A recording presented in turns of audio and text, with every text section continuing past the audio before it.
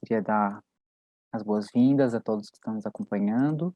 Esse, né, é um evento promovido pela Loja Teosófica de Florianópolis, né, chama-se A Doutrina Secreta, um Maravilhamento. Então, é um momento para nós nos encantarmos novamente com essa grande obra, né, assinada por Helena Blavatsky. Eu acho que todos já conhecem, né? Eu sou o Fernando Mansur, sou membro da Sociedade Teosófica já há alguns anos, né? Sou radialista, escritor, sou coordenador do projeto Pioneiros, né? A Josi Mansur é psicóloga e membro da Sociedade Teosófica também, já há alguns anos, através da loja Florianópolis, e vem se dedicando a esses estudos sobre a doutrina secreta, mantendo um grupo quinzenal por Zoom, enquanto dura a pandemia. O nosso querido Barend é membro da Sociedade Teosófica em Point Loma, na Holanda, né? E editor da revista Lúcifer, que agora está sendo publicada, além de inglês, em espanhol e português. E o Barend é escritor também. Lançamos aqui no Brasil um livro dele, né, que vocês devem conhecer.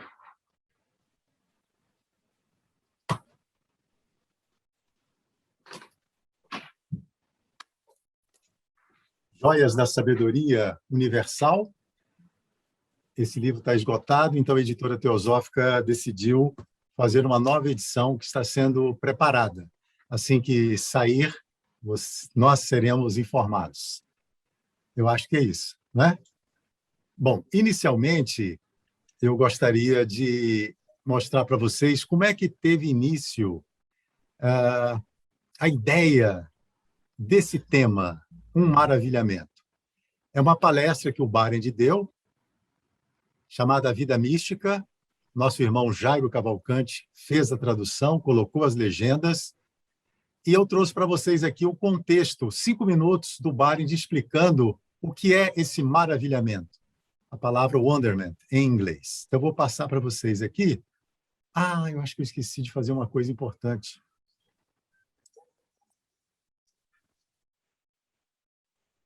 Eu preciso, ao compartilhar a tela, de habilitar o áudio para que vocês possam ouvir.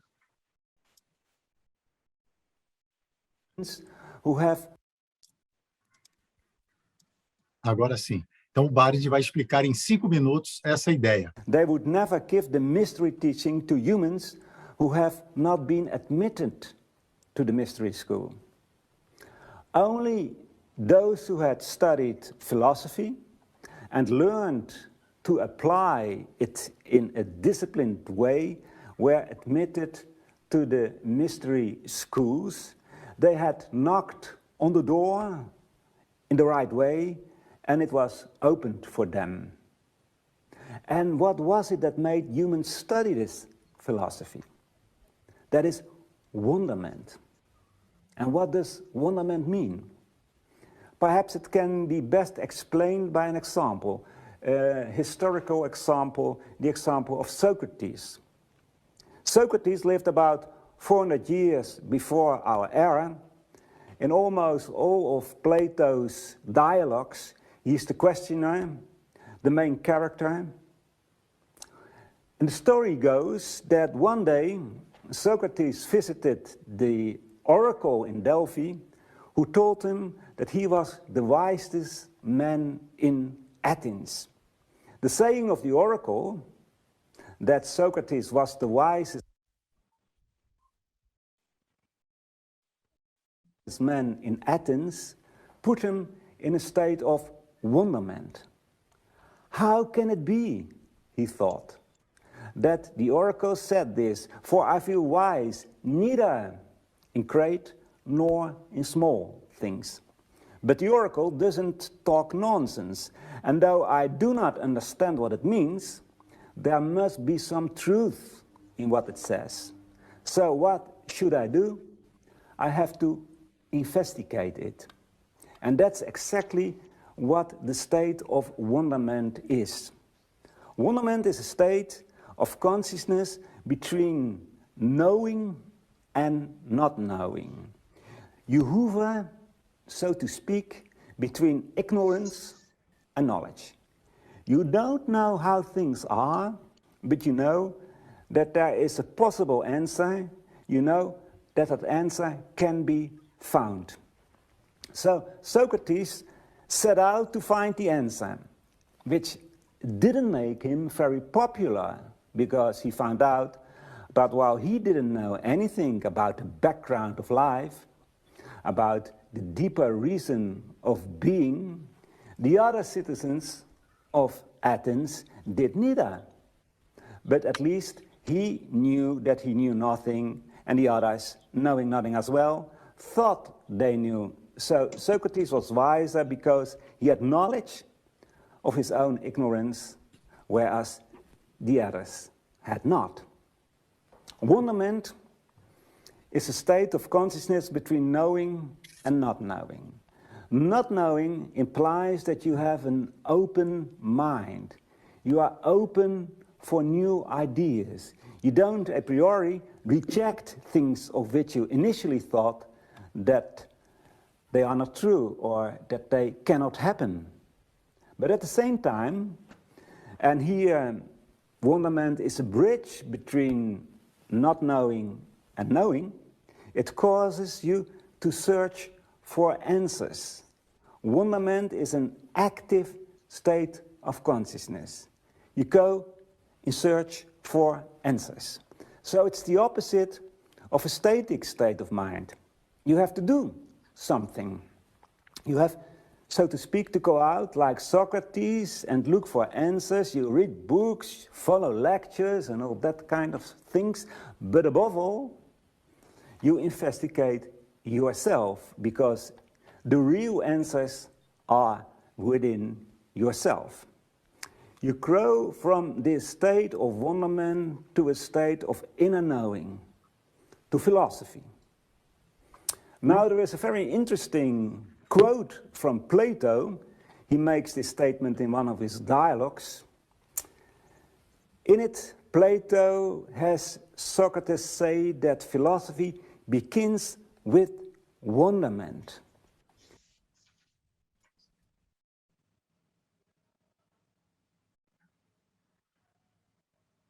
É isso.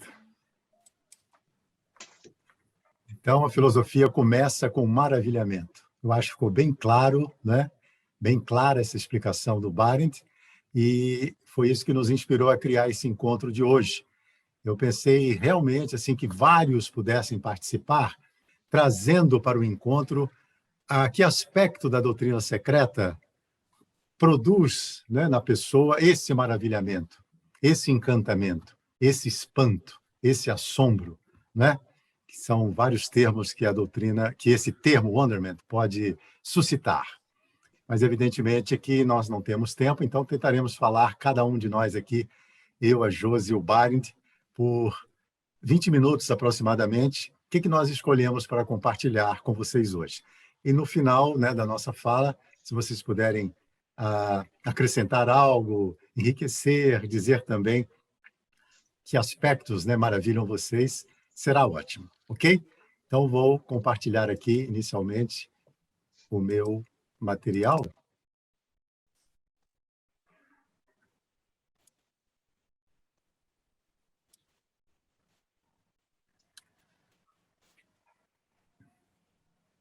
Aqui, gente, para mostrar para vocês que houve 2 edições da doutrina secreta aqui no Brasil. Não sei se todos sabem disso.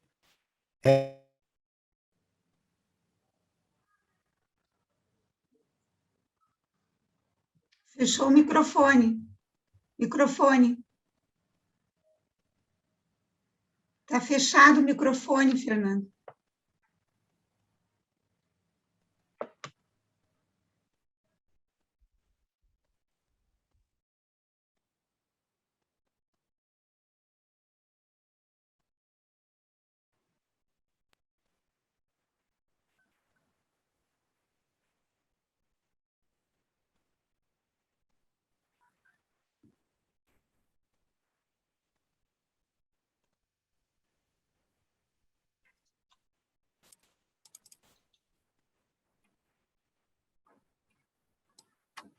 Ok, irmãos.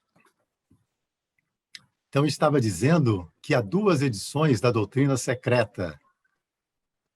Essa aqui à direita que foi uma editora chamada Civilização Brasileira, que fez inicialmente. E Murilo Nunes de Azevedo, um grande teosofista, né, foi quem coordenou essa edição. E depois, então, veio a edição da Pensamento. Forte, essa é a parte, assim, que me produz o maravilhamento.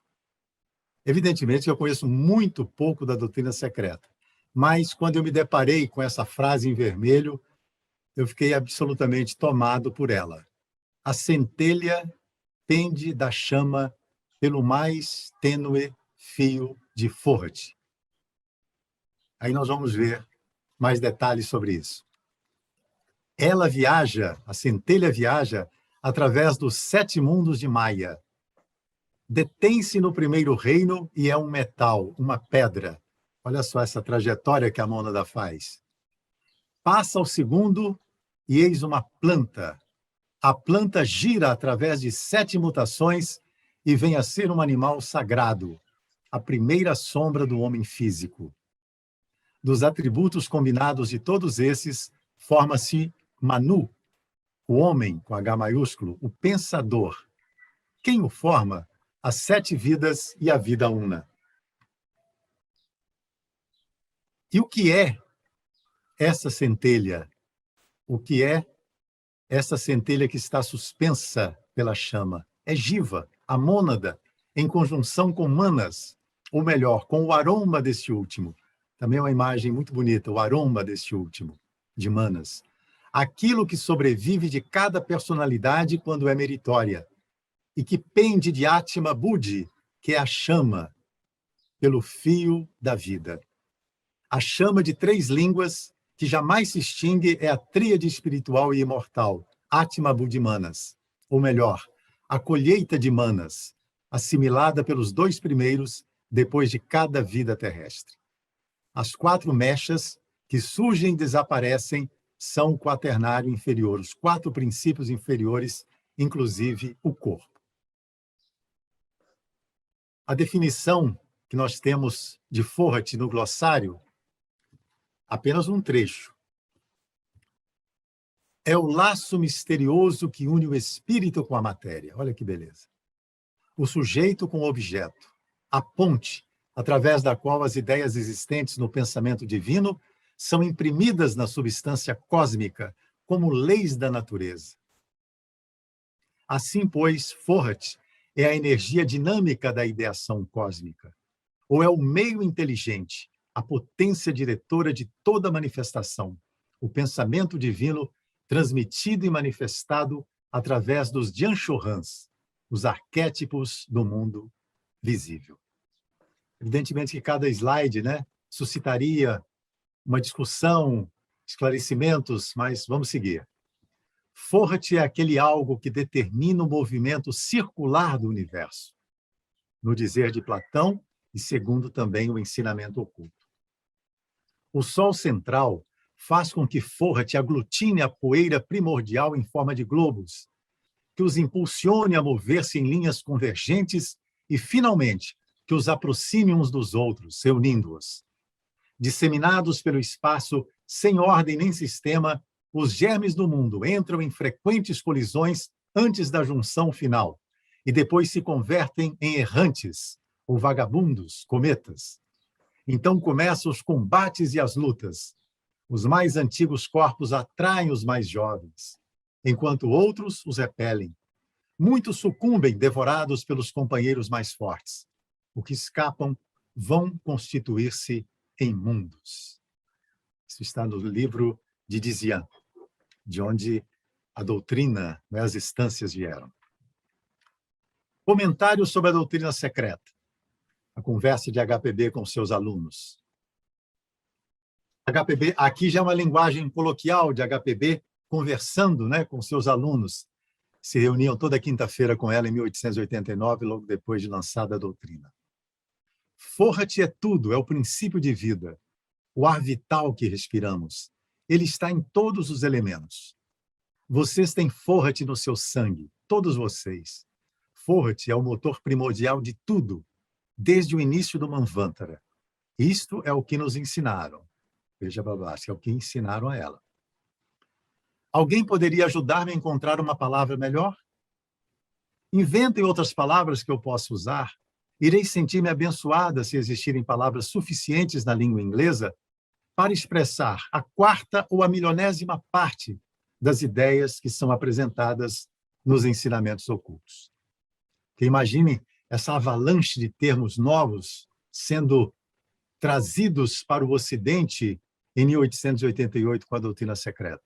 Todos ficaram, evidentemente, atônitos. Por isso que esses alunos pediram para a HPB conversar com eles, né, semanalmente, e tentar lhes explicar um pouco mais o significado deles. Aqui, gente, evidentemente que depois de publicada a doutrina, muitos livros saíram, né, de teósofos dedicados em esclarecer ou compartilhar seu entendimento da doutrina. E aqui nós temos um livro que foi lançado recentemente aqui no Brasil também, A Luz, Maravilha e Outras Histórias, Julia Campbell Verplanck, que depois se tornaria Julia Kitley. A Luz, Maravilha e Outras Histórias tem um capítulo chamado O Parquinho de Ford. O César, não sei se o César Oliveira está aí conosco, ele que traduziu. É uma criança chamada Carlo, né, que vai perguntar para o tio dele: quem é que acende as estrelas? E o tio John responde: é Ford. Ele é um dos maiores dentre os filhos da luz, e os céus são o seu parquinho. E o que ele faz neles? Gritou Carlo em excitação. Os céus, você vê, Carlo, estão cheios de estrelas, e os mundos estão cheios de átomos. Os átomos são pequenas faíscas que somente os grandes seres podem ver. Eles brilham e vivem. Mas onde é que as estrelas e os átomos conseguem sua vida? De Ford. Ele os toca com sua lança de diamante cintilante. Uma centelha salta dela para eles e os incendeia. Eles queimam e vivem. Todos os pequenos átomos estão espalhados pelos campos do céu no alvorecer do mundo, continuou o tio John. Lá estão eles, suaves e brancos como leite, e dormindo todos amontoados como filhotes, sob as asas da galinha-mãe. A galinha-mãe dos átomos é a escuridão. Depois vem o grande Ford, enrolado como uma serpente, silvando enquanto desliza. Ele vem sobre esses pequenos átomos preguiçosos. Ele derrama luz fria sobre eles. Eles saltam e se espalham. Eles correm pelo céu. Ford se espalha e corre atrás deles em muitas ondas de luz. Ele os alcança. Ele sopra sobre eles até que estejam frios e trêmulos. Isto os endurece e eles brilham. Quando eles brilham, eles ficam felizes. De uma só vez, de pequenos átomos ociosos, eles se tornam estrelas, se tornam almas. Ford fez isso com eles. Eles amam Ford. Eles se movimentam em uma dança estelar e cantam uma canção em louvor a ele. Aí o Carlo vai dizer: Ford deve ser terrivelmente ocupado. Será que ele nunca descansa? Ou nunca se cansa? Nunca. Ford não pode ficar cansado. Você lembra que eu disse que os grandes nunca se cansam, porque eles não têm corpos como os nossos para se cansar. Além disso, como Ford poderia se cansar quando ele é o próprio movimento? É o próprio rapidinho, falou Carlo. Acho que sei o que você quer dizer, tio. Acho que não entendo, mas posso senti-lo. Será que isso serve? Claro que serve, né, Carlo? Naquela noite, quando o Carlo adormeceu, ele estava sorrindo. Ele havia adormecido ouvindo a canção de Ford. Muito lindo, né? Como é que essa linguagem, né, para crianças serve para a gente. Vou citar brevemente um trecho de William Kingsland, que foi um dos alunos de HPB, participou daqueles grupos das quintas-feiras. No final dos comentários sobre a doutrina secreta, que eu mostrei para vocês há pouco, o Kingsland, ele faz uma reflexão sobre os resultados desses estudos que duraram 6 meses. Eu acho que é o que todos nós, quando tentamos estudar a doutrina, sentimos. Para Brahman, para alguns, foi um tema difícil de digerir, como também o primeiro e o segundo logos. Mas Brahma e Brahman, Ford e uma hóstia de outras forças personificadas. Não é de surpreender que o leitor casual e superficial se perca no vasto panteão de A Doutrina Secreta, dirigindo-se à doutrina ortodoxa da Trindade para um refúgio intelectual comparativo. Mas, como estudantes, que não formulemos concepções nem conclusões precipitadas. Devemos ter presente que estamos tratando com os poderes imaginativos da mente oriental e com os sistemas metafísicos e filosóficos mais profundos e sutis. Tentemos entender a doutrina secreta na sua forma materializada. E depois, quando tivermos dominado a forma, poderemos entender melhor o que essa forma representa. Vou pular um e passar para o coroamento do estudo de cosmogênese. É ainda do Kingsland. Estamos diante do grande mistério da vida. Conseguimos um vislumbre das terríveis profundezas de nosso próprio ser e aquelas alturas que devemos escalar para chegarmos a ser deuses. Ficamos por um momento à beira daquela consciência infinita onde não há grande nem pequeno, ser ou não ser, tempo ou espaço, luz ou trevas, som ou silêncio. A instância lê-se como o tom do grande diapasão da natureza. Dilata-se na harmonia que parece a verdadeira fonte de nosso ser. Continua, mas eu vou pular também o próximo, porque isso tem nos comentários, quem quiser ler pode se remeter a ele. Tem um trecho do mestre falando também para o Walcott, né? Que cada erro ou noção equivocada, corrigido e explicado por Blavatsky, a partir das obras de outros teosofistas, foi corrigido por mim ou sob minha instrução. Trata-se de um trabalho mais valioso que seu predecessor, Isis Sem Véu, um epítome, um resumo, uma síntese das verdades ocultas que fará dele, da doutrina, uma fonte de informação e instrução para o estudante sério pelos muitos anos que hão de vir. Esse é um livro também que ajuda muito a compreensão da doutrina de Joy Mills, uma teosofista também magnífica. Vou pular também. Grãos de Colheitas Teosóficas. Vou terminar aqui com um trecho, é um livro também que foi lançado recentemente, Estudos da Doutrina Secreta, por 2 estudantes. Não se sabe quem foram esses estudantes, porque eles não colocaram seus nomes. E Blavatsky faz o prefácio desse livro. Gente, eu vou trazer para vocês aqui um trechinho. Blavatsky diz o seguinte: mesmo cada sistema de filosofia, seja de Kant, de Spinoza, exige mais do que um estudo de vários anos. Não é, então, natural que uma obra que compara várias dúzias de filosofias e mais de meia dúzia de religiões do mundo, uma obra que tem que revelar as origens com a maior das precauções, seja impossível de compreender numa primeira leitura e mesmo após várias leituras, a menos que o leitor elabore por si mesmo um sistema para abordar o tema? O fato de que isto pode ser feito, e é feito, é mostrado por 2 estudantes da escola esotérica. Eles estão agora sintetizando a doutrina secreta e o fazem da maneira mais lúcida e abrangente. Como todo mundo, eles não entenderam essa obra imediatamente após lê-la, mas lançaram-se ao trabalho com total determinação. E aí fica a pergunta para todos nós: por que motivo cada teosofista decidido não deveria fazer o mesmo? Então, é isto que eu trouxe, não é, para compartilhar, e aqui no Brasil, já há alguns anos, várias pessoas, vários grupos estão se dedicando assiduamente a tentar entender, estudar e compartilhar o resultado de seus estudos conosco. Isso é muito importante. E, dito isso, eu passo a palavra para a Josi, né, que vai dar sequência ao nosso encontro, e ela vai falar sobre qual é o maravilhamento dela.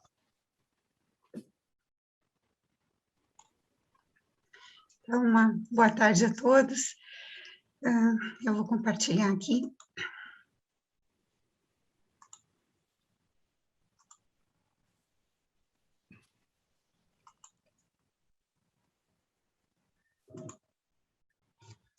É visível para todos? Ok.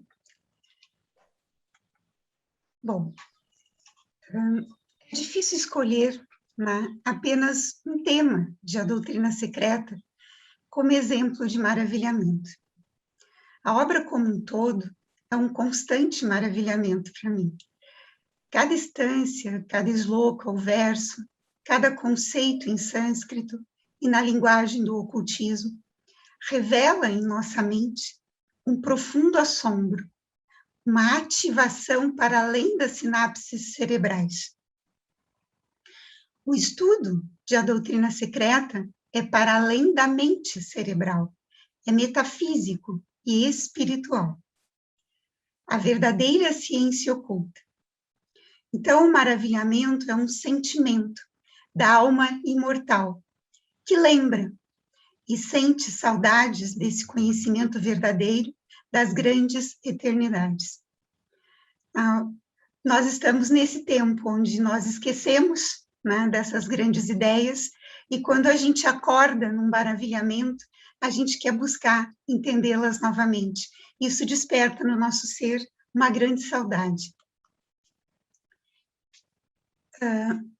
Quando os senhores, segundo Blavatsky, quando os senhores da sabedoria, movidos pela lei da evolução, infundiram nele, no homem, a centelha da consciência, o primeiro sentimento que se manifestou foi o de solidariedade, de unidade com os seus criadores espirituais.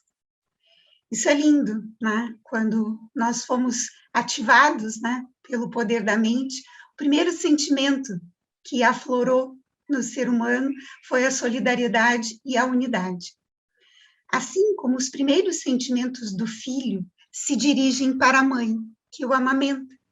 Do mesmo modo, as primeiras aspirações da consciência despertada no homem primitivo se voltam para aqueles cuja substância ele sentia dentro de si mesmo, embora existissem à parte e independentes dele. Desse sentimento brotou a devoção, que foi, assim, o primeiro motor da natureza humana, o único que é natural no coração do homem, que lhe é inato e que se observa igualmente na criança e no filhote do animal. Então, despertou em nós um sentimento de solidariedade, de unidade e de devoção. Existe no ser humano uma essência que nunca morre e que guarda as memórias e experiências adquiridas em outras vidas. Podemos chamá-la de tríade imortal, ou veículo reencarnante, Manas Budi. Esse veículo, ou alma imortal, quando reconhece uma pontinha dessa luz maravilha, desse conhecimento reto, que é o fogo vivificante, vibra e pula de alegria, como a história do Carlo, né? Ele sabe que ali é o caminho reto a seguir, o caminho do conhecimento e da compaixão, que leva a sentir esses sentimentos elevados de solidariedade, unidade e devoção. E daí sai maravilhada para contar a todos que encontrou a forma de saciar a saudade e de voltar para casa. É assim que eu me sinto quando eu encontrei os ensinamentos da doutrina secreta. Eu me senti com o próprio combustível para acionar minha nave para que um dia ela decole e volte para casa. Enquanto eu não consigo fazer isso, eu continuo estudando e chamando mais pessoas para que a gente possa decolar juntos. E o que é o maravilhamento? É uma ação ou efeito que demonstra admiração e deslumbramento. Segundo os grandes instrutores da humanidade, sejam eles rishis, poetas, filósofos, yogis, adeptos ou mahatmas, o maravilhamento nasce do contato com os ensinamentos da tradição sabedoria. Gupta Vidya, ensinada em todos os tempos, passado, presente e futuro. A tradição sabedoria são as grandes ideias universais, ensinadas de boca a ouvido e cantadas em versos e tratados em todas as escolas da Índia antiga, e mesmo antes dela, que essas histórias são contadas à nossa humanidade, ao nosso ciclo de humanidade, desde a terceira raça raiz.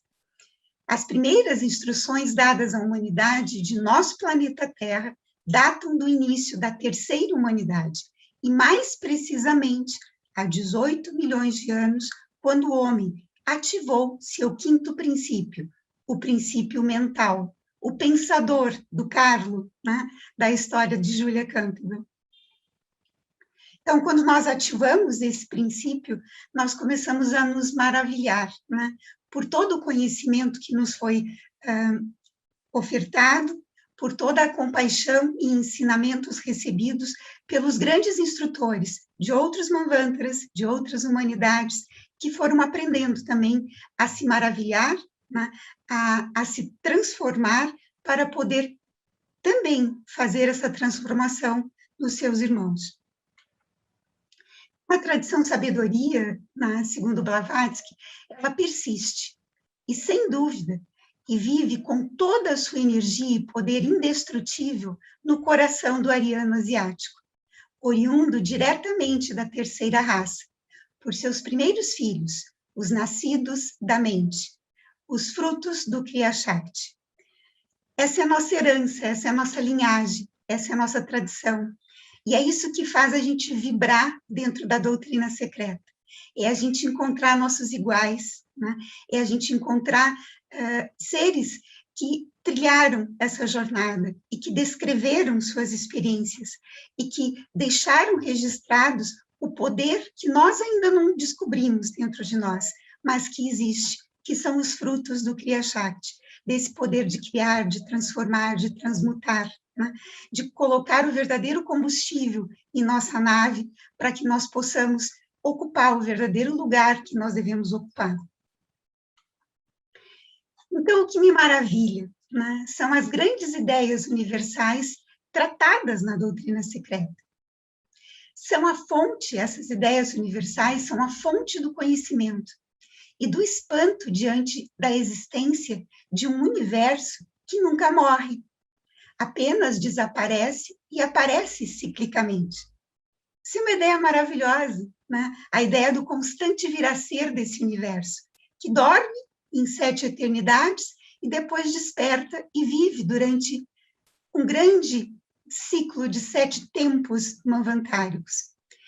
Esta é a segunda proposição que a doutrina secreta nos traz como maravilhamento, onde ela fala da ciclicidade de todas as coisas, a ciclicidade dos mundos, a ciclicidade das humanidades, dos reinos, dos planetas, dos sóis, ou seja, de tudo isso que nós percebemos através dos sentidos físicos dentro do planeta Terra, e tudo que não percebemos, mas que existe, né, e que nós vamos perceber à medida que nós fomos adquirindo, né, essa força e esses princípios superiores para que possamos ver para além dos sentidos físicos. Então, tudo aparece de ciclo em ciclo, e sempre aperfeiçoando o cosmos, cada vez mais. Essa é a magia da ciclicidade de todas as coisas. Ele aparece para se aperfeiçoar cada vez mais. A natureza nunca se esgota, como pensa a ciência moderna.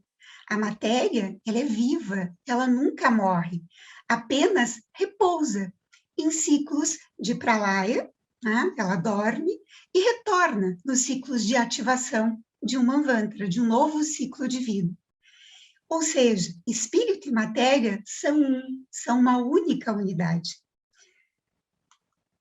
Mas a ideia que mais maravilha é que existe um ente, um ser vivo por trás de cada ciclo, por trás de cada sistema solar, por trás de cada planeta, de cada raça, de cada reino. Essa ideia, né, quando eu descobri essa ideia, definitivamente foi por terra qualquer antropomorfismo que podia ainda me atarantar na mente ocidental. E é lindo essa ideia de pensar que existe um ser vivo, um ente, né? E que essa unidade é a própria vida, né? Desse ente que se multiplica na manifestação. A senhora Blavatsky explica esta maravilhosa ideia no livro de Antropogênese, onde ela estabelece uma relação metafísica mais estreita entre as primeiras raças e os seus criadores, os homens divinos, procedentes de outros mundos.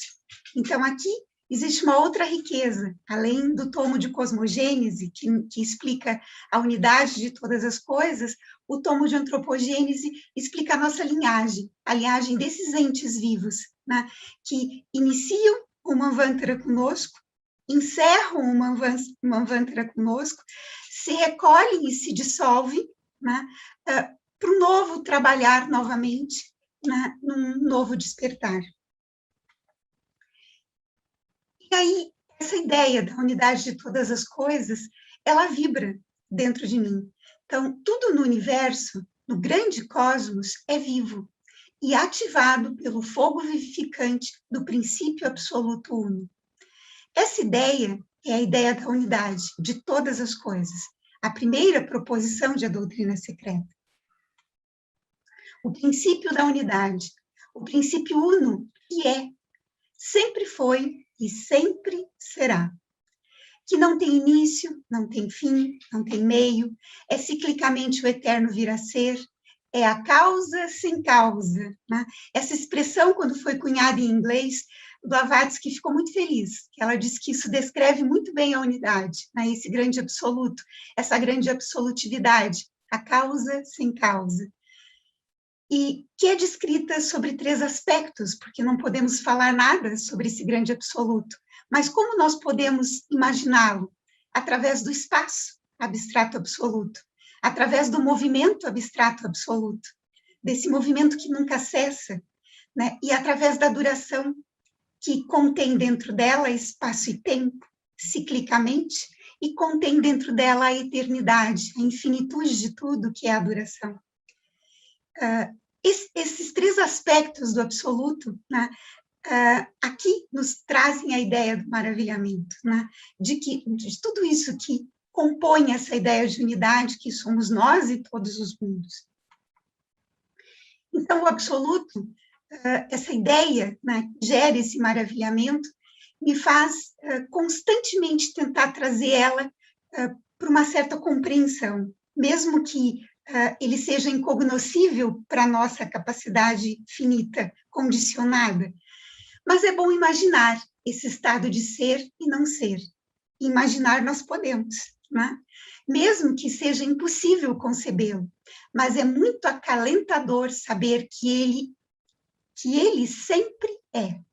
Né? Mesmo que eu nunca consiga acessá-lo através dos meus condicionados princípios ou sentidos, mas eu sei que é, né? Que o absoluto é, né? A origem de tudo e de todas as coisas.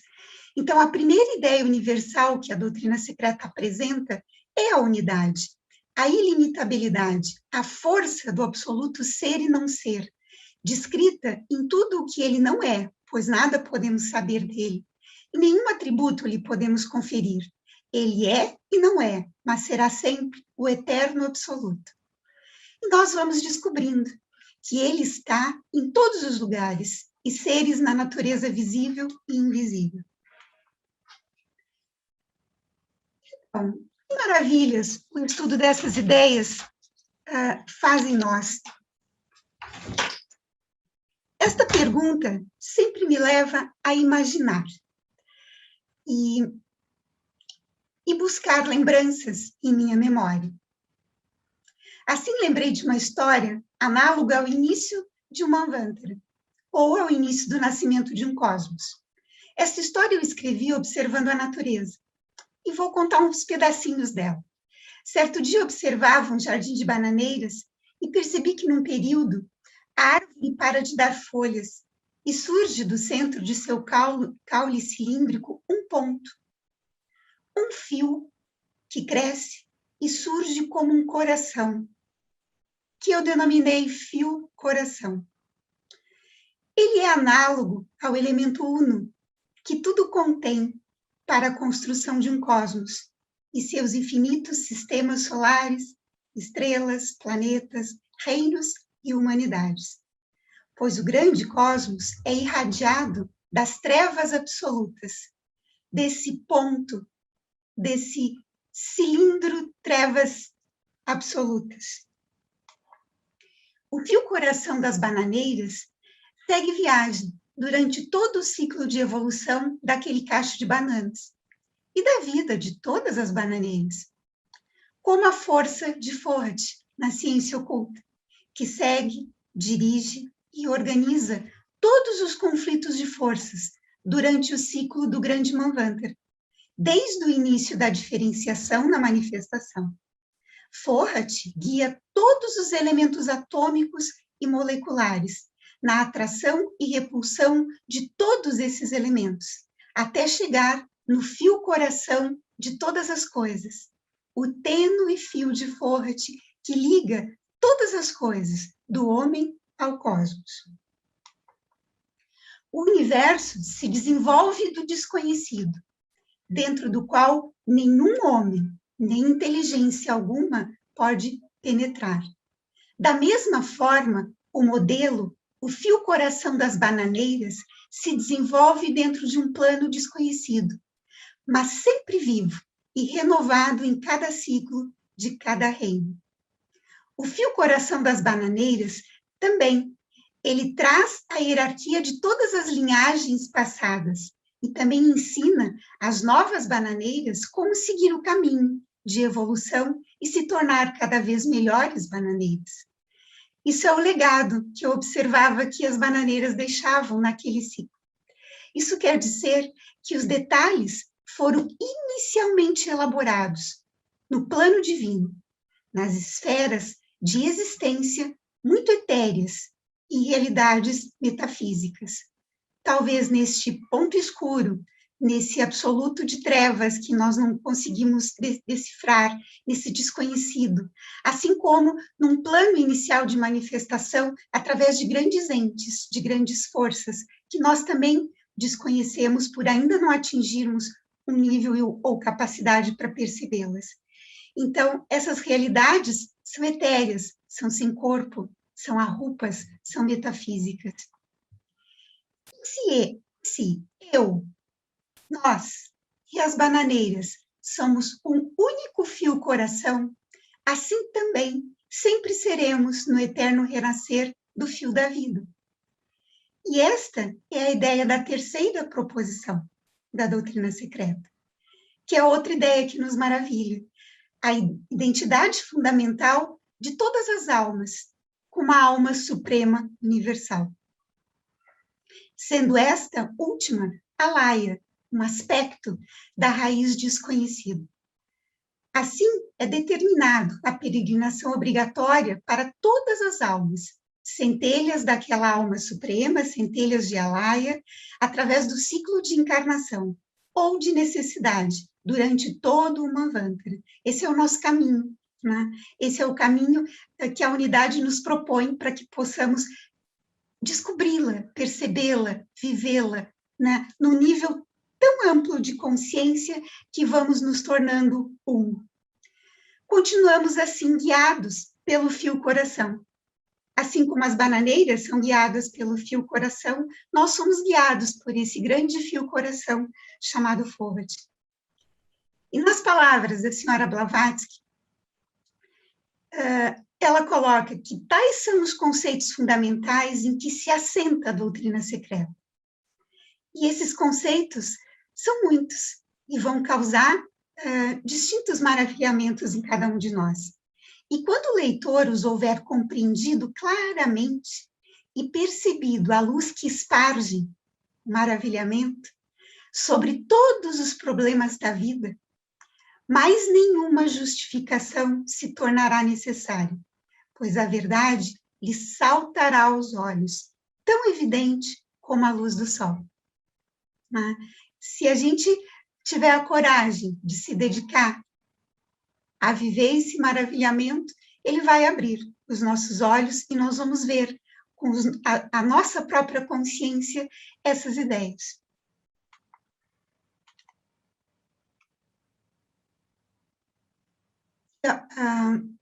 Ao mesmo tempo que essas ideias trazem luz para o pensador, né, ou a mente superior, também fazem o pensador questionar e buscar, por seu próprio esforço e mérito, a verdade, que mais se aproxima daquelas ideias, que nunca morrem, apenas dormem um tempo no espaço e depois acordam novamente para iluminar o caminho do tempo.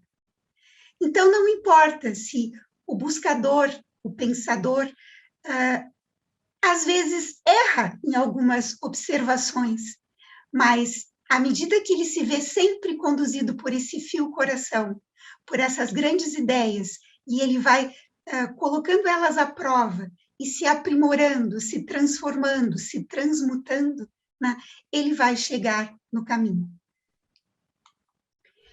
O estudo e a leitura de A Doutrina Secreta sugerem desapego, sugerem remontar-se para buscar o voo da verdade universal. Então, maravilhar-se sugere isso, desapegar-se de velhas ideias, de velhos dogmas, e buscar, né, o verdadeiro conhecimento, buscar o caminho que leva ao verdadeiro conhecimento. Limpar a mente para o caminho da compaixão. Limpar a mente de nossos sentimentos tortos, né? Para quê? Para que nós possamos viver esse coração, esse fio-coração, que é a unidade de todas as coisas. Deixe o maravilhamento dessas ideias ser seu farol. Conecte-se com a fonte, assim seremos uma só unidade. Gratidão.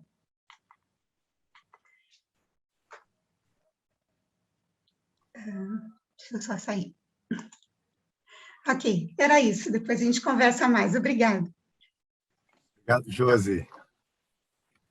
Agora nós vamos passar para aqueles que chegaram um pouquinho depois, né? Nós estamos cada um apresentando os aspectos dos próprios maravilhamentos junto à doutrina secreta. Depois, agora, da apresentação do nosso irmão Barend, a gente abre, né, para as perguntas, questionamentos, acréscimos, etc. Contribuições, né? Barend, agora é com você. Posso compartilhar, né?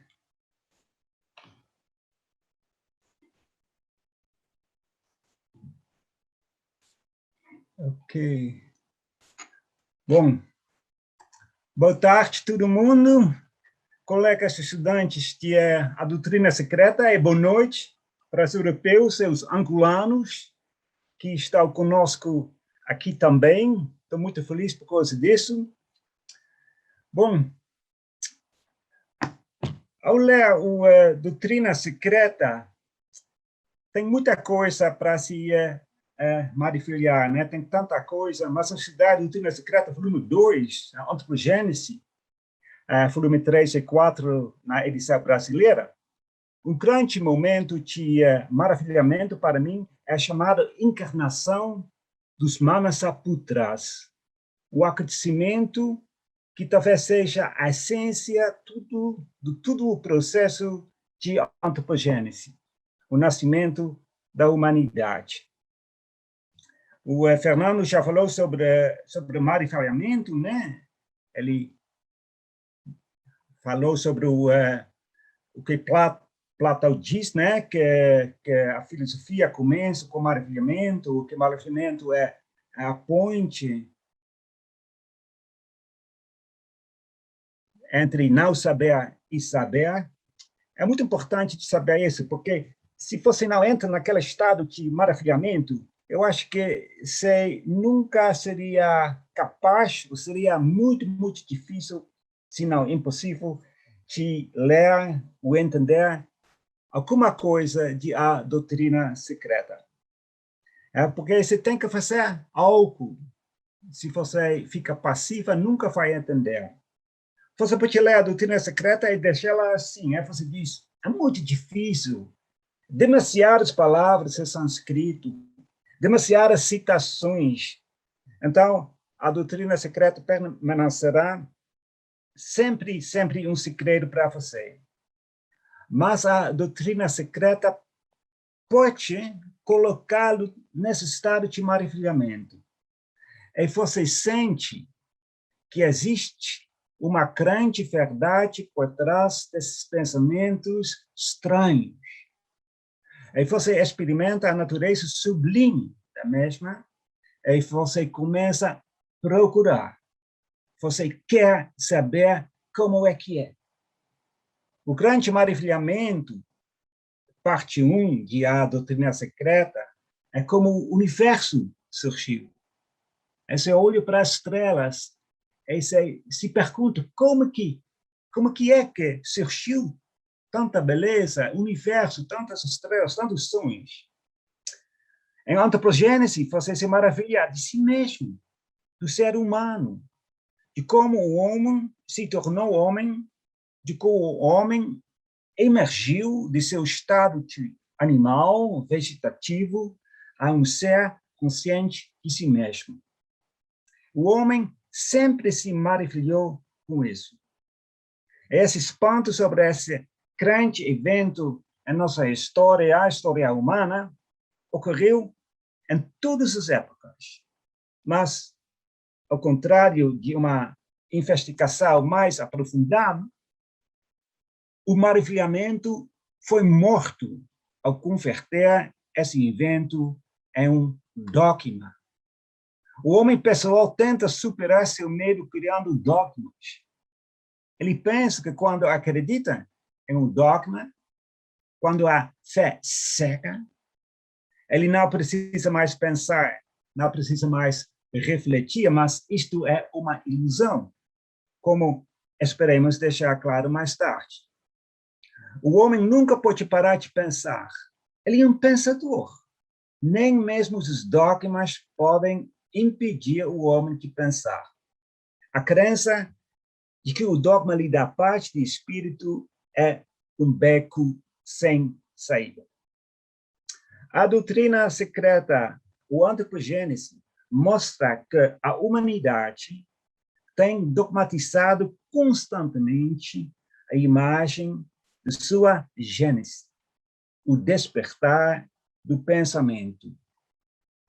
Nós somos pensadores. É assim, o despertar da nossa faculdade de pensamento, a nossa mente, é, na verdade, nosso nascimento. Mas o homem tem colocado constantemente esse processo interno fora de si mesmo. Ele criou deuses. E no mundo cristão, um Deus omnipresente, e o homem o fez um Deus responsável por sua existência, por seus fracassos e sucessos, pelo mal e pelo bem. Esse é o grande mal entendimento. E no momento em que você percebe isso, surge o grande maravilhamento. Somos nós que criamos a nós mesmos. Nós somos nosso próprio Deus. Essa é a mensagem mais profunda da antropogênese e a doutrina secreta. A doutrina secreta descreve como seres divinos, os semidivinos, despertarem nossa capacidade de pensar adormecida. Assim como os pais despertam a capacidade de pensar de seus filhos. Os pais não dão aos filhos sua mente, a faculdade de pensamento está adormecido e é despertado pelo processo de educação dos pais. Assim, esses seres divinos, a doutrina secreta usa mais nomes, tudo iluminando uma faceta diferente.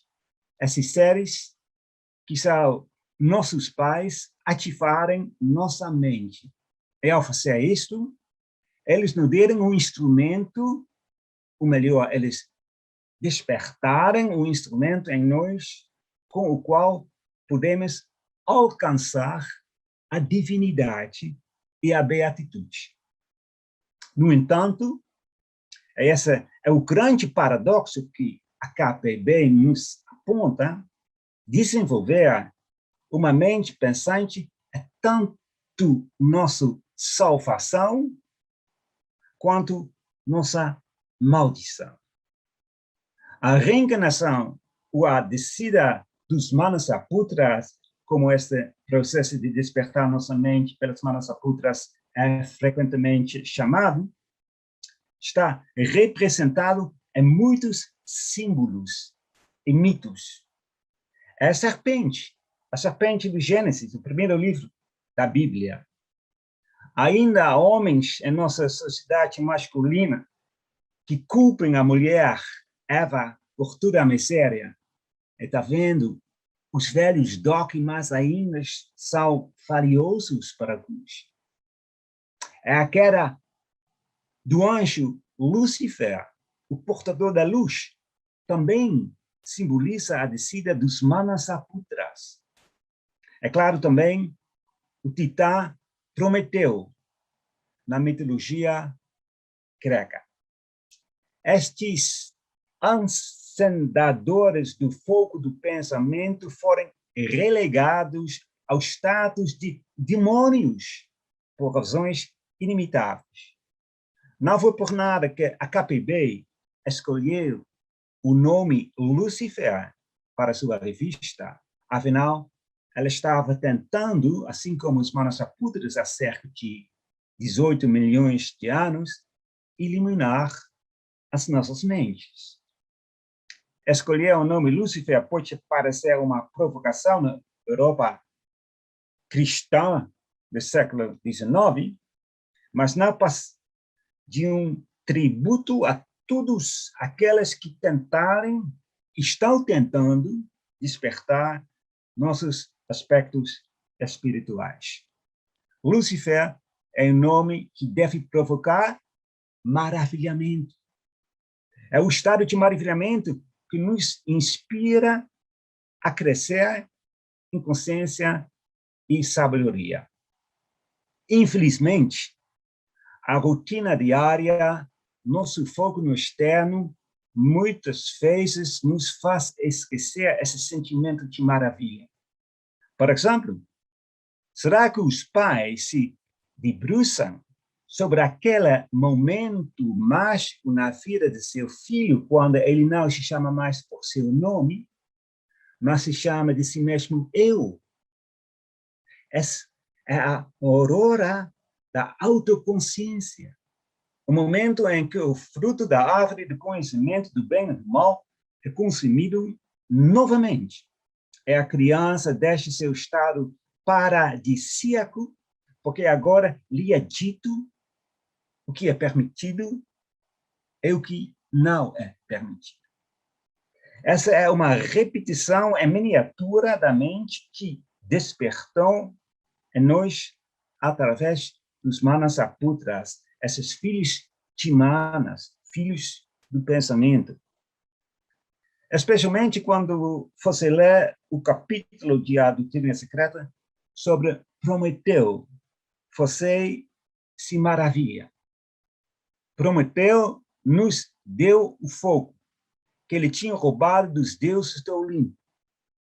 O fogo é símbolo da mente flamejante. É essa mente, nossa capacidade de pensar, nos trouxe tanto o bem como o mal. O dom do Prometeu, o presente à humanidade, lhe trouxe sofrimento, pois Zeus o havia proibido estritamente de dar fogo à humanidade. E você vê os paralelos com Gênesis, na Bíblia, onde o homem também era proibido de consumir o fruto do conhecimento. Prometeu foi amarrado à rocha Cáucaso por Zeus, onde um abutre atacava seu fígado todos os dias, que voltava a crescer à noite, mas mesmo assim elevou o homem de um estado de animalismo para a humanidade. E o sacrifício assim nós lemos em A Doutrina Secreta, foi tanto uma maldição quanto uma bênção. Quem é Prometeu? Quem são estes Manasaputras? Em quem somos nós? Eles têm nomes diferentes em A Doutrina Secreta. São chamados de Agnisvatas, Kumaras, Pitrisolares, Manasaputras. Eles são seres divinos, semidivinos. Mas antes, eles eram seres humanos, como nós agora.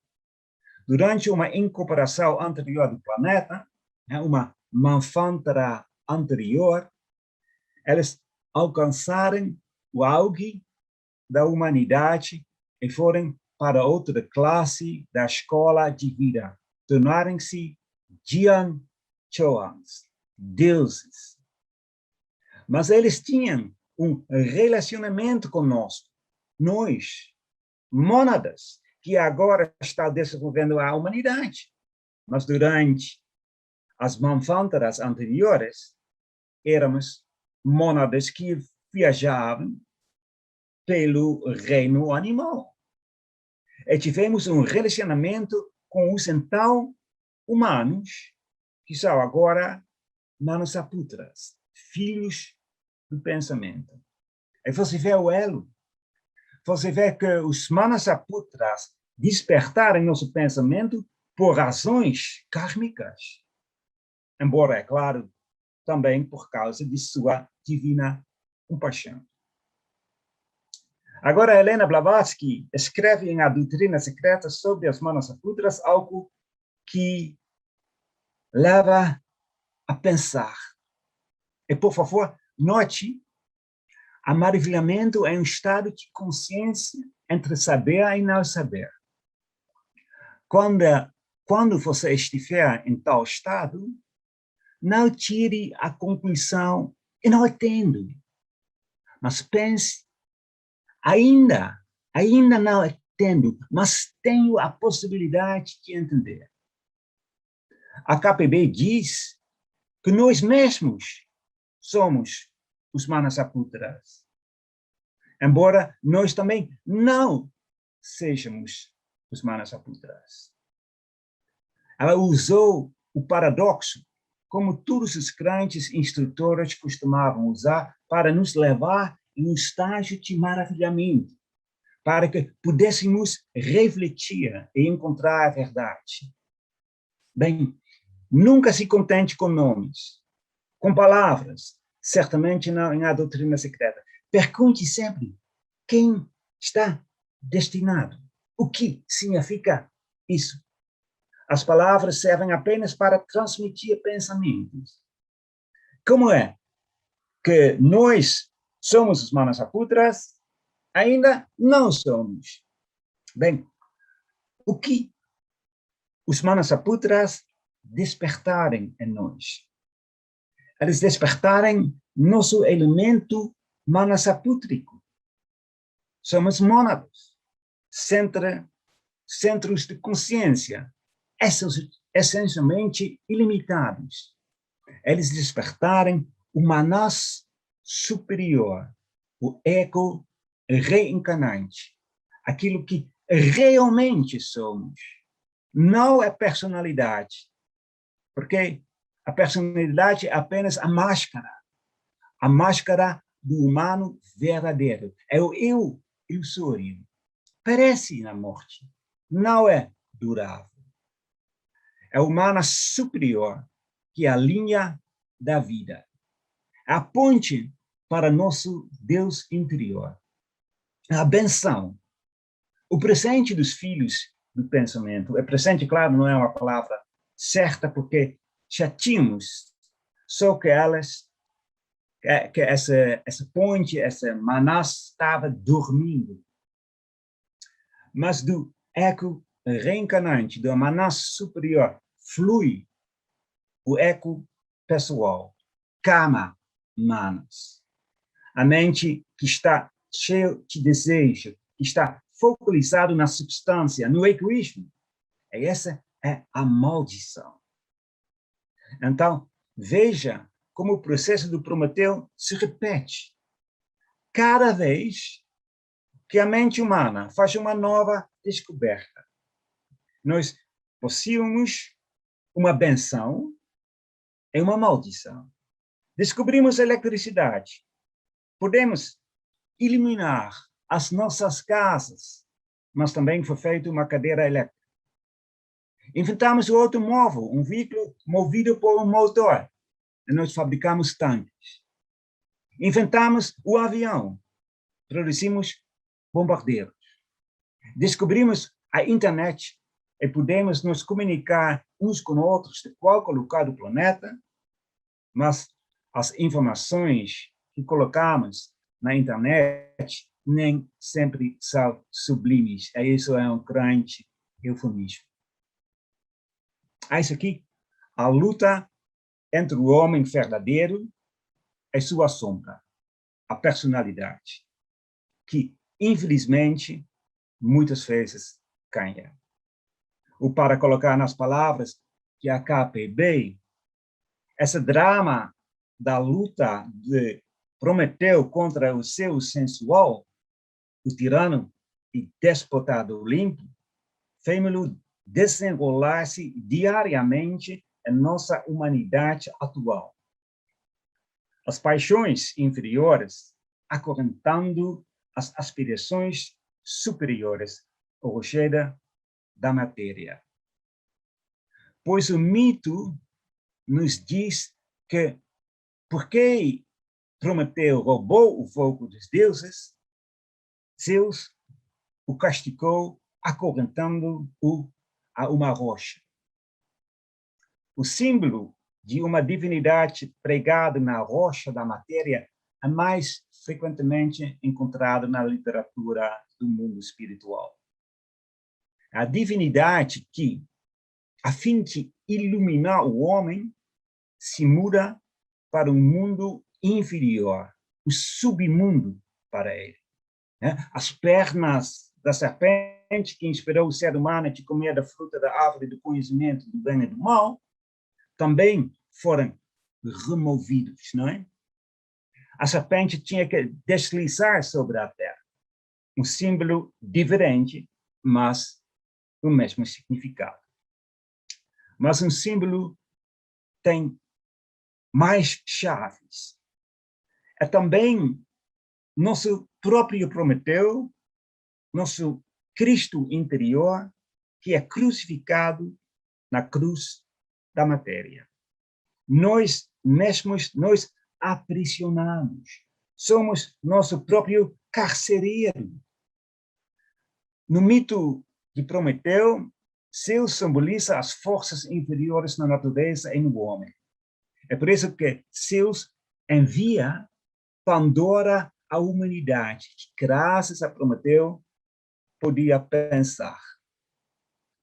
Pandora carrega um pictus, ou seja, uma jarra que Erasmo, meu compatriota do século XVI, traduziu como caixa, e por isso todos estamos falando de caixa de Pandora, mas é uma jarra, mas tudo bem. E naquela jarra estavam todos os males conhecidos pela humanidade desde aquele dia.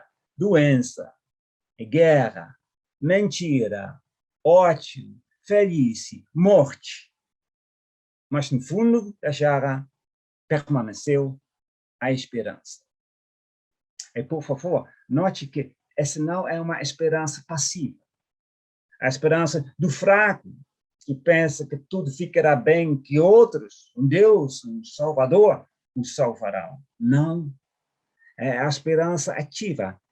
A esperança que nos impele à ação. A esperança de maravilhamento. A certeza de que não saber se tornará em saber.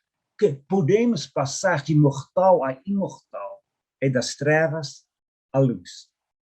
É a dualidade de nossa mente, uma nós inferior e uma nós superior, que nos surpreende. Por um lado, o egoísmo é a canastra, a crueldade que um homem pode infligir a outro, Por outro, a compaixão, altruísmo, nobreza, grandeza, sim, divinidade, que está no mesmo homem. Para ser claro, a personalidade, a mente inferior, não é má em si mesma. Ela pode ser uma ferramenta útil que a mente superior utiliza para se manifestar. Só quando a personalidade esquece sua origem e pensa que está separada de outros, é que surge a miséria. Nós podemos escolher quem queremos ser. Queremos ser como o seu ciumento, egoísta, ou Prometeu, autossacrificial e compassivo. Somente se escolhermos nosso Prometeu interior e nos identificarmos com ele, é que seremos salvos. Portanto, poderemos nos libertar, superar a maldição, se permitirmos que nosso Prometeu interior, o Manasaputra dentro de nós, oriente nossas escolhas. Ou para colocá-la na linguagem floreada da KPD, e veja como ela nos leva a esse estado de maravilhamento para que comecemos a pensar por nós mesmos. Ela diz, o homem voltará a ser o titã livre, Prometeu, de outros tempos. Não, porém, antes que a evolução cíclica tenha restabelecido a harmonia interrompida entre as duas naturezas, a terrestre e a divina. Ele se tornará, depois disso, impermeável às forças titânicas, inferiores, invulnerável em sua personalidade e imortal em sua individualidade. Sua manas superior e personalidade manas inferior. Mas tal não sucederá senão quando houver eliminado de sua natureza todo elemento animal. Quando o homem compreender que Deus não fez mortem, ou seja, Deus não fez a morte, senão que o próprio homem a criou, voltará ele a ser o Prometeu de antes da queda.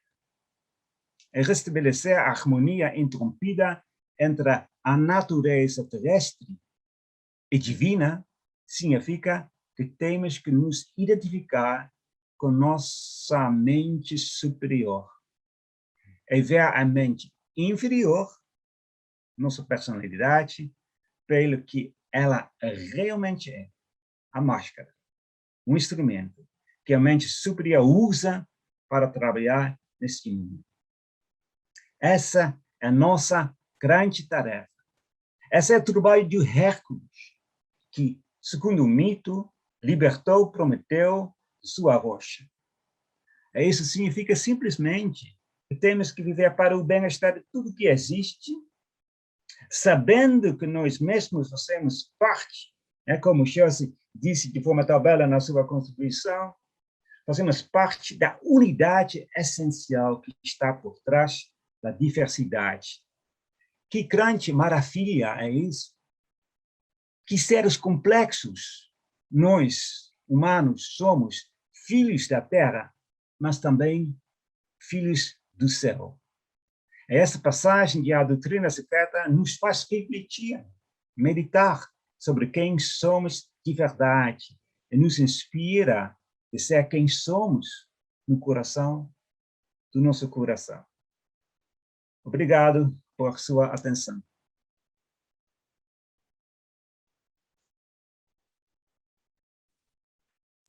Obrigado, Barend.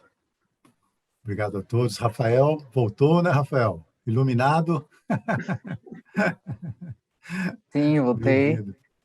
Então, Acho que agora a gente tem um momento para aberto, né, Fernando, para que as pessoas possam fazer perguntas, mas também comentários, né, e contribuições. Já aviso que se tiver alguém no YouTube também eu estou acompanhando ali para poder trazer aqui para o pessoal que está no Zoom. E aí eu queria já comentar, dar um pontapé inicial para essa conversa.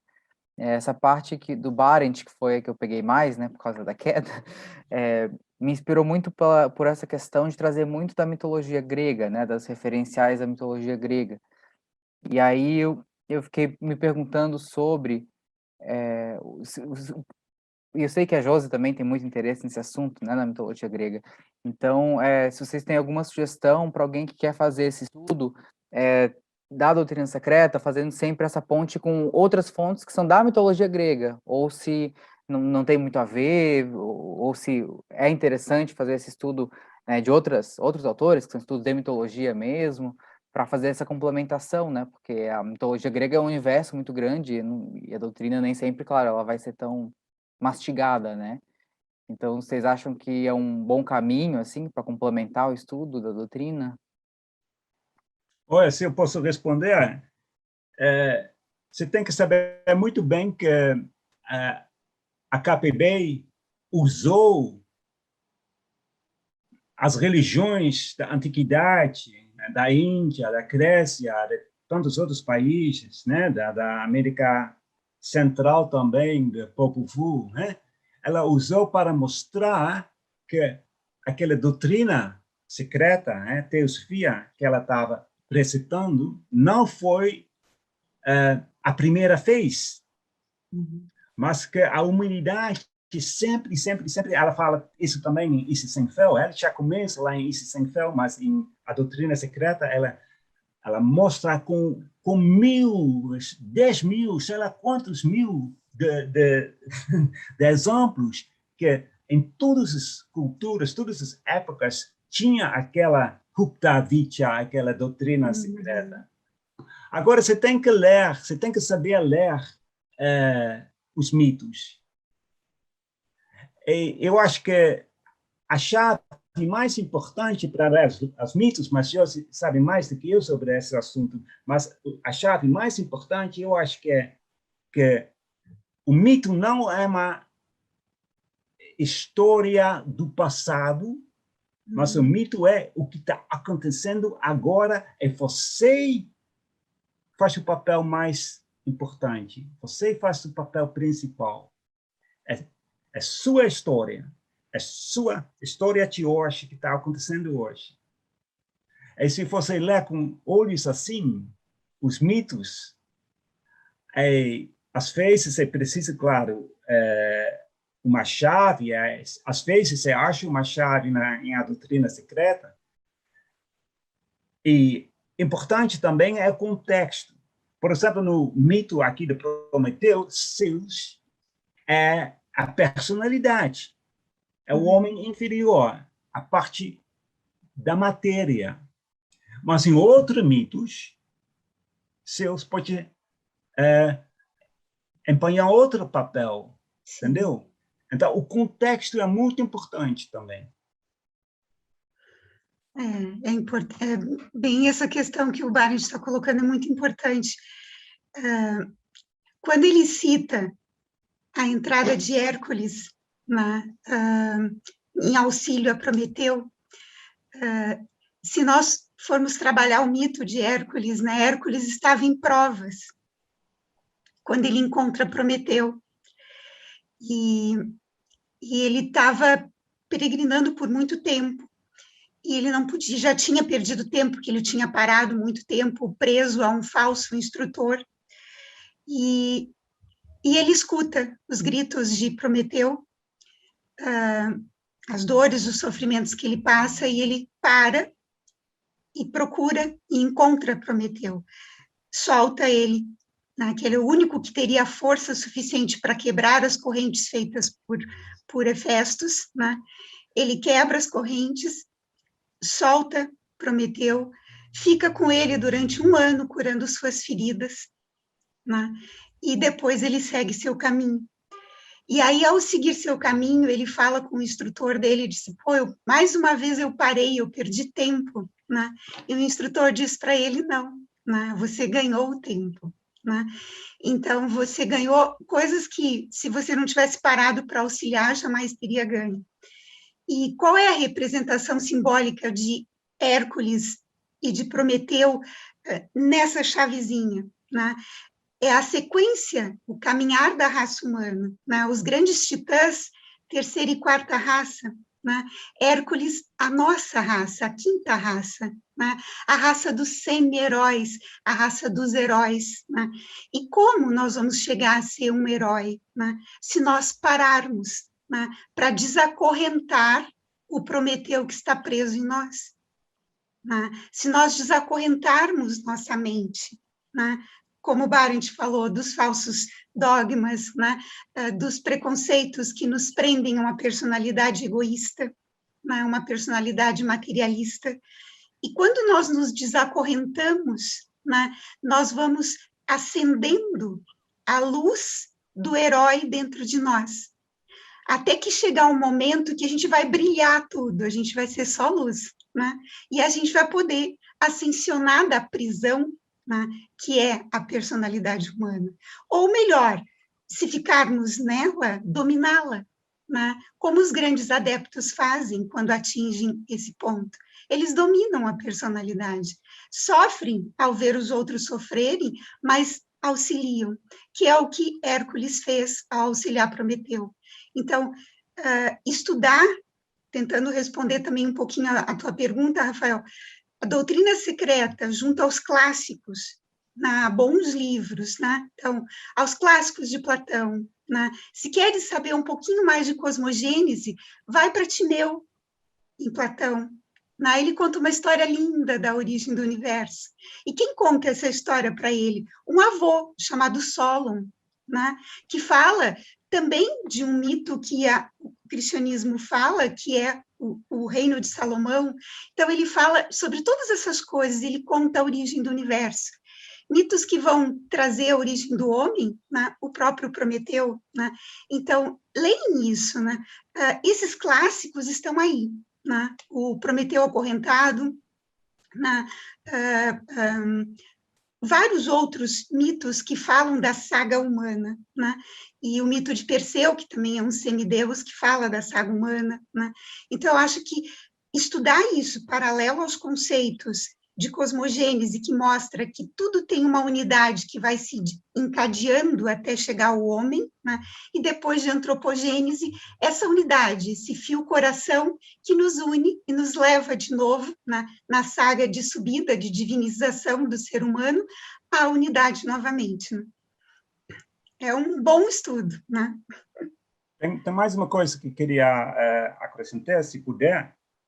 Você tem que lembrar que todos os mitos no mundo inteiro vêm das escolas de mistério. Isso. Porque os iniciantes, eles foram ensinados diretamente, né? Mas nas mistérias pequenas, na Grécia, mas nos outros países também, está escrito, você acha tudo na Bíblia também, no Novo Testamento, né? Você dá paradoxos, parabolas, mitos. Agora, Blavatsky diz em A Doutrina Secreta que cada mito tem 7 chaves. Isso. E cada chave pode tornar 7 faces. Uhum. Então, faz 49 possibilidades que correspondem com as 7 iniciações. Se você ler artigo da Blavatsky, que está na Collected Writings sobre os mistérios, ela explica isso. Então, a gente está na primeira chave, talvez segunda, né? Já, um pouquinho a gente tem de Prometeu, Prometeu está dentro de nós, mas ainda é mais ou menos fraco. Agora, se vai estudar mais, aí você percebe a terceira chave, a quarta chave, etc. Porque você realmente sabe aquele negócio de Prometeu, tudo quando você tem contato com o seu Prometeu, com o seu eu superior, de verdade, tem uma comunicação. Você tem, a gente tem, nós temos. Só temos que reconhecer realmente que tem uma influência do nosso eu superior.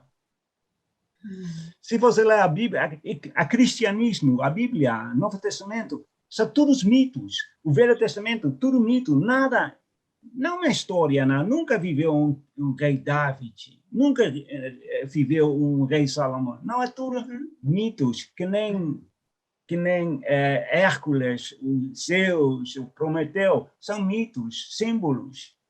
Mas se você só, por exemplo, ver no Novo Testamento o fato do Cristo foi crucificado, é a mesma história do que Prometeu. Ele foi crucificado por quê?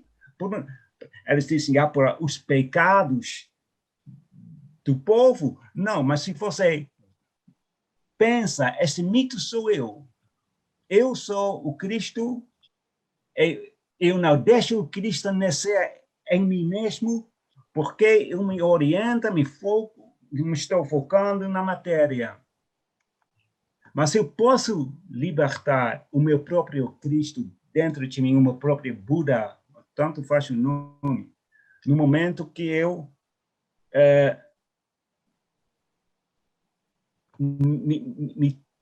me torno impessoal, que não dou mais valor, não dou mais verdade naquele mundo de sombras que Platão diz, mas que eu me identifica com a parte espiritual dentro de mim.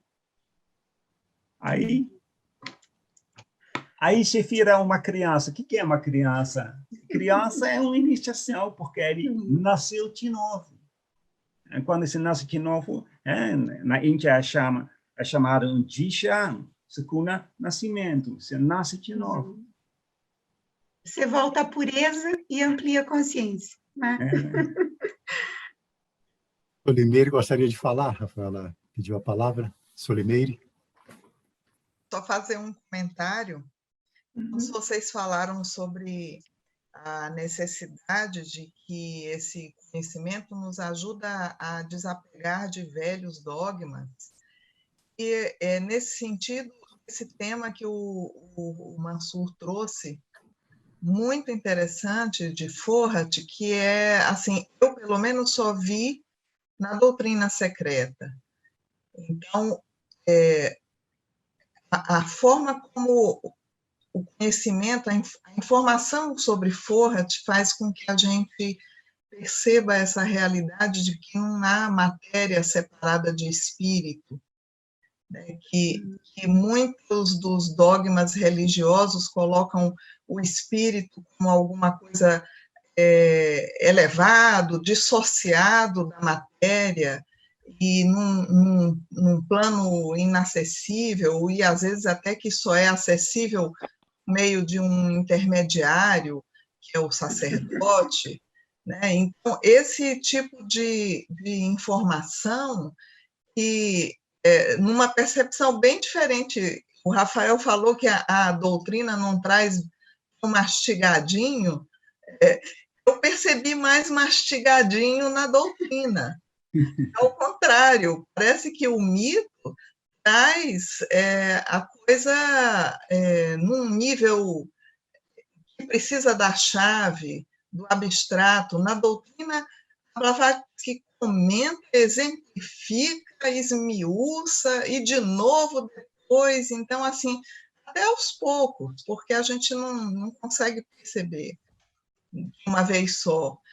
Esse tema de Fohat, eu agradeço o Mansur por ter trazido essa contribuição, porque para mim também é formidável, porque assim liberta desse dogma de que o espírito está num nível superior e dissociado da matéria, né?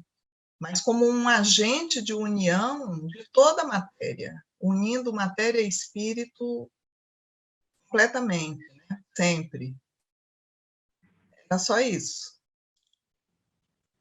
Obrigado, Solimeire, pelo comentário. Realmente, Fohat, essa centelha, né, que pende da chama pelo tênue fio de Fohat. Quer dizer, se não houver a matéria, o espírito não pode cavalgar na manifestação. Então, está tudo interligado. E é muito importante, ontem na reunião eu comentei, né, que o estudo da doutrina é feito de uma forma correta, né, ou seja, com a mente aberta, sempre com maravilhamento, né, o saber e o não saber, saber e o não saber, nunca se fixando em alguma ideia, né? Isso é magnífico. Tira da gente essa forma linear de pensar dentro do quadradinho, das caixinhas, né? Que nós fomos ensinados assim. A nossa educação, né, é assim.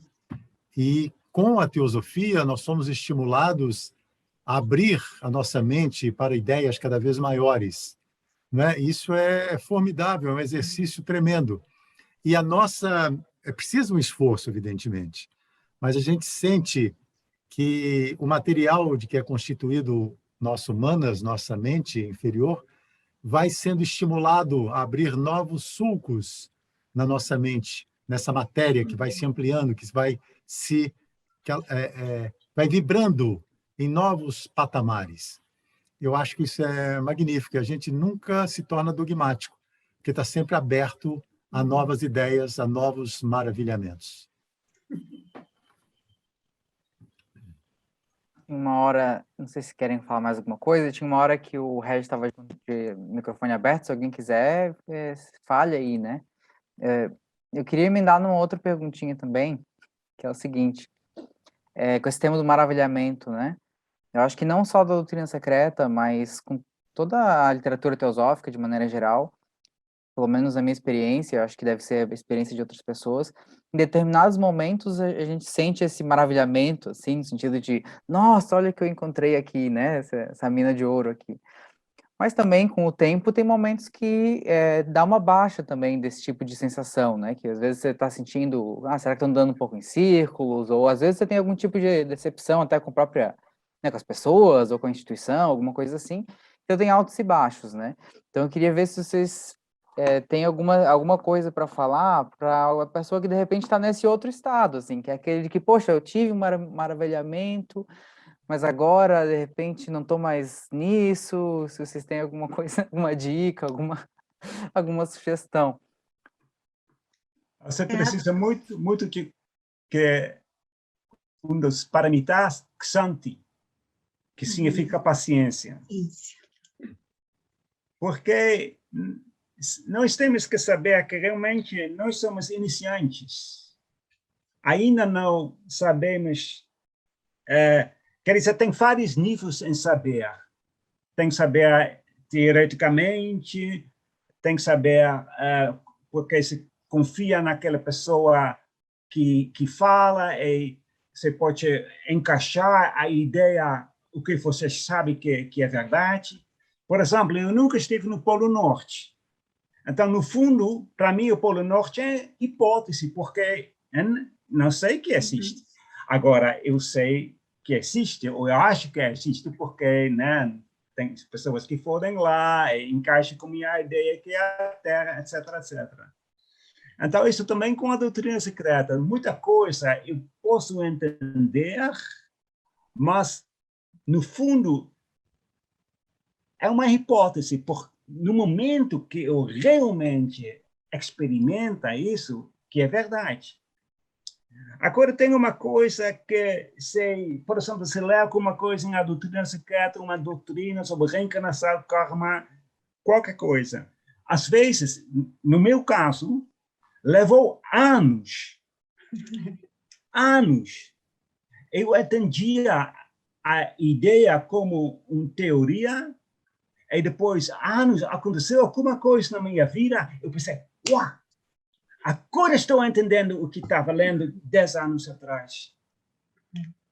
Então, se você fica com aquela mente aberta, e que nem terra, sabe? Quando a terra está muito fértil, às vezes demora para a semente crescer, né?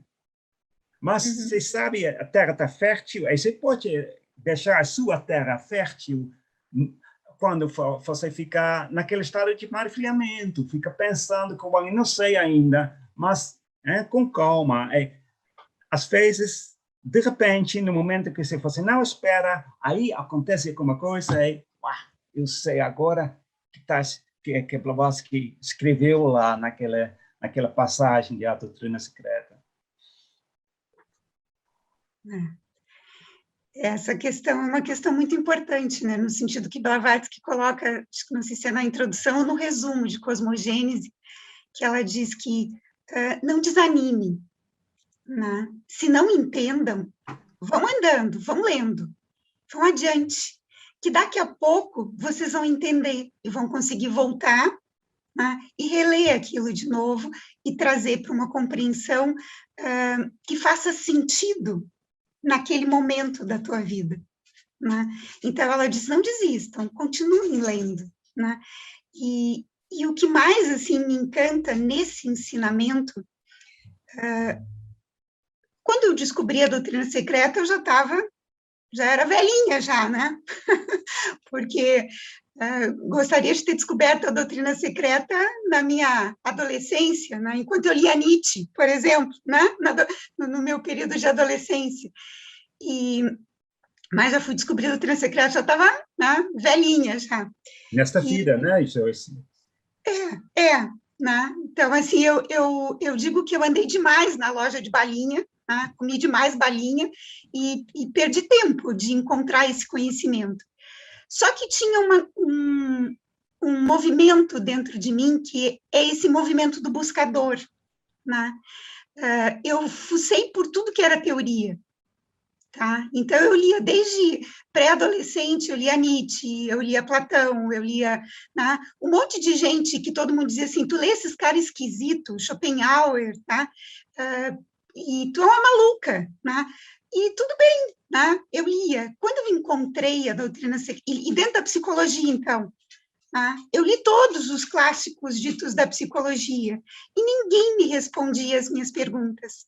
O dia que eu encontrei esse livro, que eu abri, eu não sabia, não tinha a mínima ideia quem era Blavatsky, o que era a Sociedade Teosófica, o que era todo esse movimento, não tinha a mínima ideia, tá? Era totalmente ignorante a isso. Mas quando eu abri aquele livro, e ela começa a contar sobre o Pralaya, que tudo dormia, que tinha 7 eternidades, depois que isso voltava. Peraí, tá, isso aqui é meio parecido com Gênesis, né, que eu já tinha lido 300 mil vezes e tinha 300 mil perguntas e dúvidas e questionamentos. Eu disse, tem alguma coisa aqui nesse livro? Tem alguma coisa. E eu não entendia lufas do que eu estava lendo, mas eu tinha uma sensação de que aquele livro um dia ia me dar respostas, tá? E eu nunca larguei do raio do livro, tá? E eu lia, relia, daí comparava com o mito, comparava com Platão, tá? E daí eu comecei a comparar com outros teóricos e falei, tá, mas esse teórico aqui está falando uma coisa de forma sofista, ele está tentando me enganar, ele está com uma teoria que ele está parecida com o que a Blavatsky está falando, mas ele está dizendo outra coisa, ele está me levando para outro caminho, alto lá. E aí eu comecei a deletar da minha biblioteca esses livros, porque eles estavam me enganando, eles tinham premissas erradas, tá? Assim como a ciência tem uma premissa errada sobre a matéria, ela diz que a matéria se esgota, a matéria nunca se esgota, né? A matéria é eterna, porque ela é coeterna com o espírito, né? Ela é una, ela só se divide no processo da manifestação, por quê? Porque a matéria precisa ser o veículo do espírito até um determinado ponto. Depois, a matéria tem que aprender a andar. Ela já tem o combustível dentro dela, ela já foi vivificada pelo espírito, e ela precisa andar e desenvolver as suas maravilhas, né? Então, isso faz com que, não que eu desacredite da ciência, pelo contrário, eu continuo estudando, porque eu gosto de cosmogênese, eu gosto de entender como as coisas funcionam. Só que tem um método dentro da doutrina secreta, que é o método de analogia e correspondência, que é um método que faz a gente levar à prova determinadas premissas. E isso é uma coisa interessante de aprender a estudar, né? Então, assim, não desistam. Se desanimou naquele ponto, tá? Vai adiante. Passa para a simbologia, passa para a antropogênese, né? E continua, mas não desiste, porque um dia vai acontecer isso que o Barent falou, dá um estalo, depois de anos e anos, né? E eu, uau, era isso, né? Por que o Coquinho aqui não entendeu isso? Né? E eu acho que é por aí, Rafael, sabe? É não desistir, não desanimar, né? Mansur, você quer... a gente já está chegando em quase 2 horas de transmissão, né? Acho que a gente já pode ir logo se encaminhando para os finalmente, para o encerramento. Não sei se um dos três quer fazer algum comentário final, assim, ou... É só de lembrar, quando nós estávamos preparando, né, esse encontro, estávamos vendo datas, e o Barent não poderia, em algumas datas, até que surgiu esse 21 de setembro, né? Isso tem mais de um mês que a gente está conversando. E aí ele respondeu, 21 de setembro é equinócio de outono, lá na Europa, né? No hemisfério norte. Iniciação da grande partida, o dia em que os bodhisattvas nasceram. Não poderia ser melhor. Então, acho que nós estamos hoje sob essa energia, né? E que todas as vibrações benfazejas que possam ter saído desse nosso encontro se espalhem por todo o universo, auxiliando-lhe a evolução. Ok, obrigado. Eu gostaria de deixar uma frase do terceiro trabalho de Hércules, né, que diz assim: a verdade está em ti mesmo. Em ti há um poder, uma força que está no seu interior. O poder é herança de todos os filhos dos homens, que também são filhos de Deus. Essa frase resume do terceiro trabalho de Hércules o que nós tentamos fazer aqui hoje. Se iniciou falando, né, de um fio de poder, um fio de amor, que Fohat mitologicamente representa Eros, né? E esse grande fio coração que conduz tudo e todos. Barent falando sobre um mito maravilhoso, que é o mito de Prometeu, que é o mito da nossa história, da humanidade, da nossa terra, né, e de outras terras, e isso fecha, né, com esse poder que habita dentro de nós, que é a grande unidade. O grande coração representa a unidade de todas as coisas, né? É esse grande átomo, o único coração, né, que palpita sempre, tanto quando dorme, quanto quando está acordado, né? Então, é uma oportunidade muito intensa da gente refletir sobre isso, que a verdade está dentro de nós, né? Obrigada.